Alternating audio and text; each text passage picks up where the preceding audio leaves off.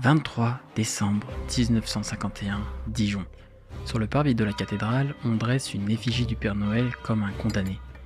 On la prend, puis on la brûle devant des enfants. Quand j'ai découvert cette scène, je me suis posé une question simple. Qui est-ce qui brûle une mascotte ? On ne fait pas une exécution publique pour un personnage inoffensif, on brûle ceux qui menacent, non ? Et c'est là que tout change. Ce jour-là à Dijon, on n'a pas brûlé Noël, on a voulu éliminer un rival, un personnage qui sans dogme, sans temple, commençait à capter quelque chose de rare, l'imaginaire et le désir, et une forme de sacré. Retiens bien ceci, si un bûcher a eu lieu, ce n'est pas parce que le Père Noël est faux, c'est parce qu'il fonctionne.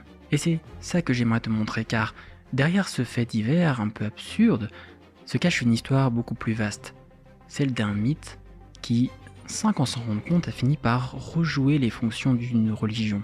Un mythe qui s'est construit couche après couche, depuis les vieux récits d'Odin lui-même jusqu'aux vitrines modernes, et qui finit par poser une question presque taboue.